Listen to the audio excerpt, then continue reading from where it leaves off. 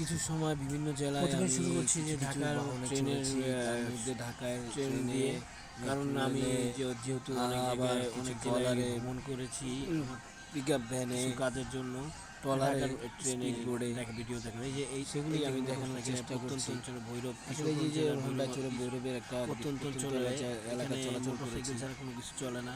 আবার দেখা যাচ্ছে এখানে আমি যখন কুড়িগ্রামের রৌমারী ছিলাম, রৌমারী থেকে কুড়িগ্রাম থেকে কুড়িগ্রাম যাওয়ার পথে রৌমারী থেকে আমি কুড়িগ্রাম ট্রলার ব্যবস্থায় পৌঁছানোর জন্য ট্রলারে উঠেছি।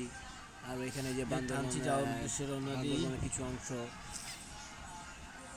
এই ঢাকার মিরপুরের রেলওয়ে স্টেশনে মেট্রো রেলে এখানে আমি কিছুক্ষণ ভিডিও করি।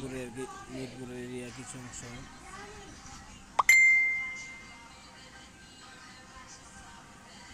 তারপরে এই যে এখানে এই যে ভাষাঞ্চল, এই জায়গাটা আমার জন্য অনেক এক্সপিরিয়েন্সের একটা জায়গা। এখানে আমি কিছু রোহিঙ্গা সময় কক্সবাজার রুকিয়া ক্যাম্পে থেকে এখানে সবাই আসতে পারে না, নেওয়া ঢাকা হয়েছে নোয়াখালী ভাষাঞ্চল। সেখানে কিছু অংশ ভিডিও ভ্যানে করে চলা যায়। এখানে তো আর নৌবাহিনীর বিদ্যুৎ থাকে না, বিদ্যুতের আমরা ভ্যানে চড়ে কিছু জায়গায় ঘুরেছি।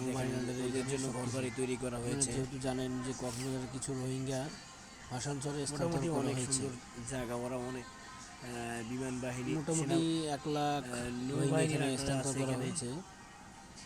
নৌবাহিনী থেকে 2 লাখ রোহিঙ্গা এখানে থাকতে পারবে আশা করা যায়। বিভিন্ন দেখেন স্থাপনা দেখেন, এর জন্য অনেক নানান ধরনের ব্যবস্থা অনেক সুন্দর করা হয়েছে। ভ্যান চালায় ওরা,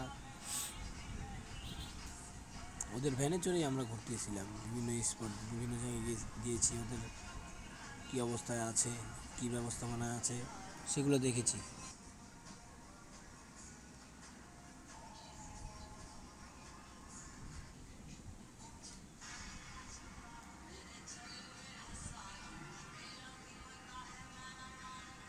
ওদের জন্য সব কিছুই আছে মোটামুটি। দেখেন ওদের ঘরগুলো দেখেন, আমাদের সাধারণ মানুষের মতন ঘর না।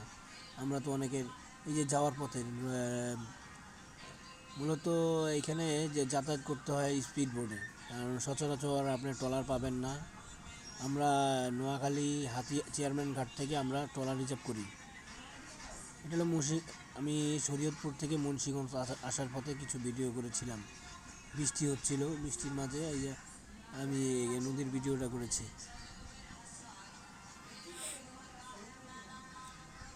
মুন্সিগঞ্জের বকচর একটা জায়গার নাম, এখানে আমি এই ট্রলার দিয়ে যাতায়াত করেছিলাম। এভাবেই যেহেতু একটা স্কুলে গিয়েছিলাম, প্রত্যন্ত স্কুলে।